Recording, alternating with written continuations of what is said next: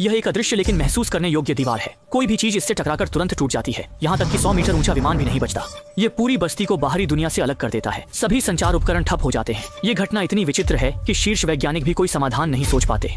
अधिक संसाधन बर्बाद न करने के लिए उन्होंने इस भूमि को छोड़ने का निर्णय लिया। बस्ती के निवासियों को अपने हाल पर छोड़ दिया। लेकिन अजीब बात यह है कि उस दिन बस्ती में अचानक तितलियां उड़ने लगीं, मानो यहाँ कुछ बड़ा होने वाला है। लेकिन जॉन स्थिति को समझ पाता। तितलियां अचानक बिखर गईं और एक सैनिक सामने आ गया। उनका रवैया पहले से बिल्कुल अलग था। उन्होंने फंसे हुए लोगों के परिवारों को बुलाया और उन्हें पर्याप्त समय दिया। इससे सभी को फिर से उम्मीद मिली। लगता है बाहरी दुनिया ने उन्हें नहीं छोड़ा, लेकिन जॉन ऐसा नहीं मानता। उसे लगता है कि इसमें कुछ गड़बड़ है।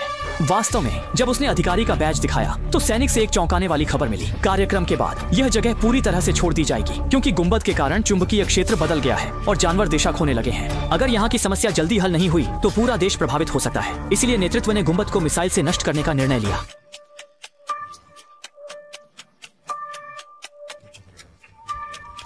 लगता है कि यह मुलाकात का दिन नहीं था, बल्कि अंतिम विदाई का था। अब भी बस्ती में बीमारी का मुद्दा हल नहीं हुआ है। उन्हें पहले विशेष दवा ढूंढनी होगी, नहीं तो वे बमबारी से बच भी गए तो भी ज्यादा दिन नहीं जी पाएंगे। सौभाग्य से एक चिकित्सा विशेषज्ञ भी बस्ती में फंसा है। उसने पाया कि एंटीबायोटिक्स इस बीमारी के लिए प्रभावी हैं। अगर 10 घंटे के भीतर लिया जाए तो निवासियों की स्थिति नियंत्रित हो सकती है।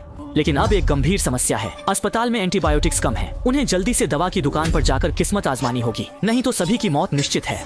लेकिन जब जॉन दवा की दुकान पर पहुंचा तो उसने देखा कि किसी ने सारी दवाएं चुरा ली हैं। अब बमबारी में 5 घंटे से भी कम समय बचा है। उनके पास दवा खोजने का समय बहुत कम है। सौभाग्य से जॉन ने सेना में ट्रैकिंग सीखी थी और मेयर को बस्ती की अच्छी जानकारी थी। दोनों ने जल्दी ही संदिग्ध को ढूंढ लिया, लेकिन उन्होंने कभी नहीं सोचा था कि दवा चुराने वाला बस्ती का पादरी होगा। वे लोग मर नहीं सकते, ये भगवान का है। योजना गुंबद के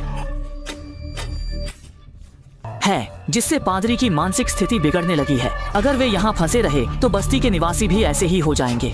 लेकिन अब बीमारी का इलाज प्राथमिकता है। वे और कुछ नहीं कर सकते। उन्हें पहले दवाएं बांटनी होंगी और जब सभी की स्थिति स्थिर हो जाए तो बंकर की ओर बढ़ना होगा। अब बमबारी में 1 घंटे से भी कम समय बचा है। वे केवल भूमिगत छिपकर अपनी सुरक्षा की प्रार्थना कर सकते हैं। जो लोग मौत से नहीं डरते वे घर में रहकर बमबारी का इंतजार कर रहे हैं। मिसाइल आकाश को चीरते हुए बस्ती की ओर बढ़ी, लेकिन गुंबद को कोई नुकसान नहीं हुआ। गुंबद से बाहर का सारा क्षेत्र खंडहर में बदल गया। बाहर की बंजर स्थिति को देखकर मेयर के मन में एक साहसी विचार आया। तभी पादरी अचानक आ गया। उसने पहले ही मेयर की योजना को भांप लिया था।